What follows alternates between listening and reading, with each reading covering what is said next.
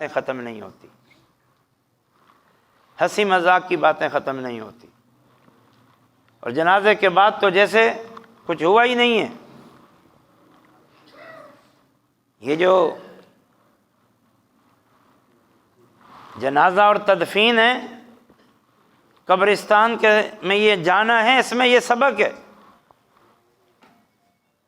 اس لیے آپ قبرستان جانے کی دعا بہت سارے احباب کو یاد ہے اور بہت ساروں کو یاد نہیں ہے، اس میں یہی سبق ہے: السلام علیکم اہل القبور من المؤمنین والمسلمین وإنا ان شاء اللہ بکم للاحقون نسأل اللہ لنا ولکم العافیہ انتم سلفنا ونحن علی اثرکم۔ یہ اقرار کروایا ہمارے پیارے نبی نے ہم سے۔ قبرستان میں داخل ہو تو یہ کہو: اے قبروں میں مدفون لوگو، تم پر سلامتی ہو، ہم تمہارے لیے اللہ کی طرف سے سلامتی کی دعا کرتے ہیں، ہم تمہارے لیے اور اپنے لیے عافیت کا سوال کرتے ہیں۔ نسأل اللہ لنا ولکم العافیہ انتم سلفنا ونحن علی اثرکم۔ تم ہمارے سلف ہو، ہم سے پہلے دنیا چھوڑ گئے ہو، ہم تمہارے پیچھے دنیا چھوڑ کے آ رہے ہیں، ہم بھی آ رہے ہیں تمہارے پیچھے۔ یہ زبان سے اقرار کرو، یہ دعائیں یاد کرو۔ اور نبی صلی اللہ علیہ وسلم نے فرمایا: كنت نهيتكم عن زيارة القبور فزوروها فإنها تذكر الآخرة۔ میں نے تمہیں ابتدائی اسلام میں تدفین کے علاوہ قبرستان میں جانے سے روکا تھا، لیکن اب میں تمہیں اجازت دیتا ہوں، بلکہ نصیحت کرتا ہوں کہ قبرستان ویسے بھی جایا کرو تدفین کے بغیر، کیونکہ قبرستان تمہیں آخرت کی یاد کرائے گا، آخرت کی یاد آئے گی۔ تو ہماری ان جنازوں اور تدفین اور قبرستان میں جانا یہ ہماری اصلاح کا باعث۔ ایک بڑا ہی معروف اور مشہور قول ہے: السعید من وعظ بغیرہ، نہیں بلکہ کفا بالموت واعظا، کہ موت بہترین واعظ ہے۔ واعظ کہتے ہیں وہ شخص جو آپ کو نصیحت کرتا ہے، جو آپ کو سمجھاتا ہے، آخرت کی فکر دلاتا ہے، اللہ کی اطاعت و فرما برداری کی طرف لگاتا ہے۔ واعظ، سمجھانے والا۔ فرمایا موت سب سے بہترین سمجھانے والی چیز، حالانکہ یہ مردہ ہوتا ہے، بے جان ہوتا ہے، لیکن کتنوں کو سمجھا جاتا ہے، کتنوں کو جھنجھوڑ جاتا ہے۔ ہمیں بھی اس قسم کے موقع پر یہ نصیحت بھی لینی چاہیے۔ اور ایک نصیحت یہ کروں گا کہ اپنے مرحومین کے مرحوم ہونے سے پہلے ان کی خدمت کر لو، ان کی دعائیں لے لو، ان کی خدمت کر کے نیکی کر لو، خاص طور پر والدین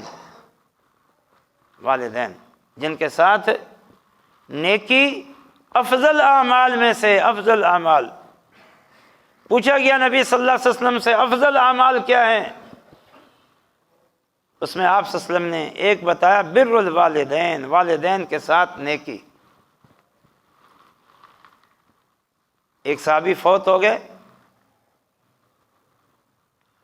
آپ صلی اللہ علیہ وسلم نے بتایا کہ یہ صحابی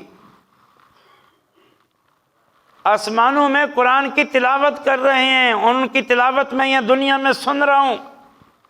کتنا اونچا مقام ہے! موت کے بعد تلاوت، اور اللہ کے رسول اس کو سن رہے ہیں، اور کیا فرمایا؟ کذالک البر،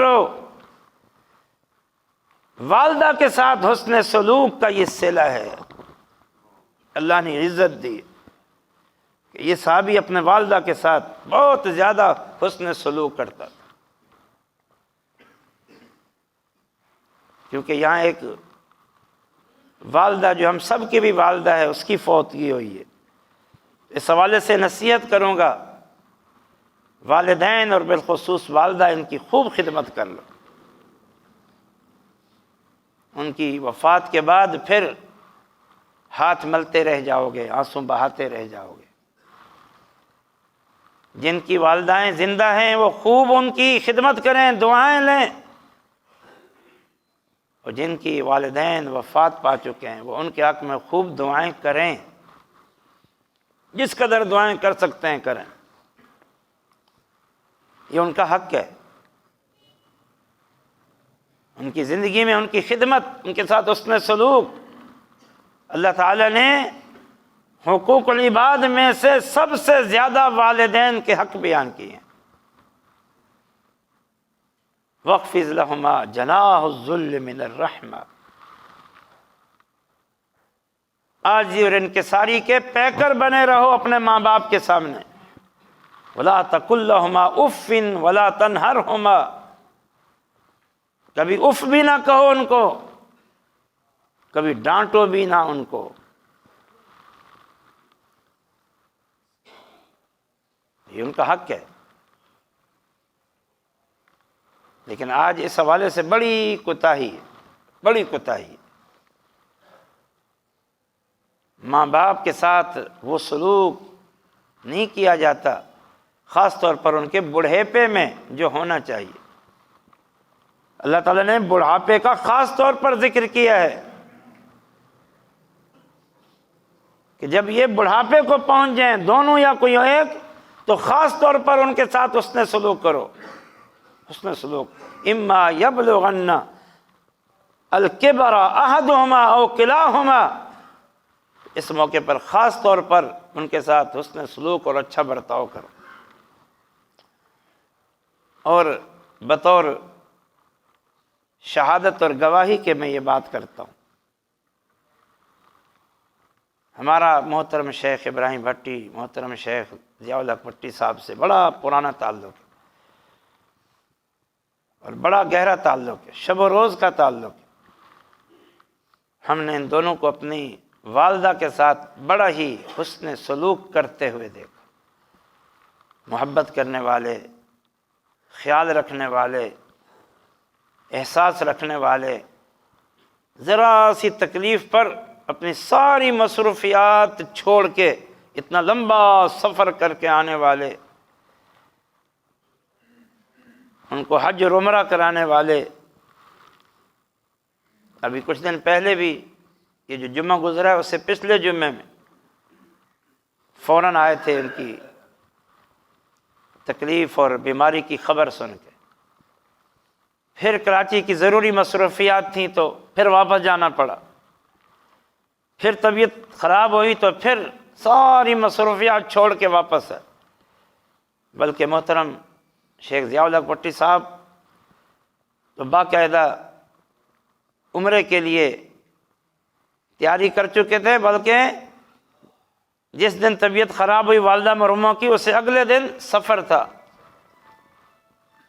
اور بڑے چاؤ سے، بڑے ارمان سے، بڑے شوق سے اپنی فیملی کے ساتھ جا رہے تھے۔ یہ بات میں اس لیے کہہ رہا ہوں کہ یہ بھی میرے اور آپ کے لیے ایک نمونہ ہے، جس طرح یہ بزرگ ہمارے لیے عقیدے میں، تعلق باللہ میں نمونہ ہے،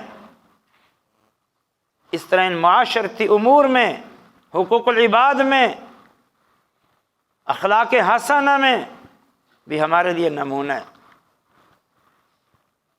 معاشرتی آداب اور معاشرتی جو ذمہ داریاں ہیں، انہیں بھی آپ لوگ احسن طریقے سے نبھائیں۔ تو خیر بات ہو رہی تھی کچھ نصیحت کی، تو میرے بھائیوں نصیحت یہی ہے کہ یہ وقت ہر ایک پر آنا ہے، موت، لیکن موت آنے سے معاملہ ختم نہیں ہو جائے گا۔ آج تو ہم کہتے ہیں نا جب موت آئے گی یہ سارے جھنجٹ، یہ ساری پریشانیاں، یہ سارے مسائل ختم ہو جائیں گے، یہی کہتے ہیں نا، تنگ ہو کے کہتے ہیں اچھا مرسوں جان چھٹ سے۔ ایسا نہیں ہے میرے بھائیو، موت کے بعد عالم برزخ ہے اور پھر عالم آخرت ہے۔ اگر انسان نیک اور صالح ہے وہ تو آرام، آسائش اور سکون میں ہے جس کا وہ تصور بھی نہیں کر سکتا۔ اور اگر کوئی کافر ہے، مشرک ہے، بدعتی ہے، فاسق، فاجر، بد عمل ہے،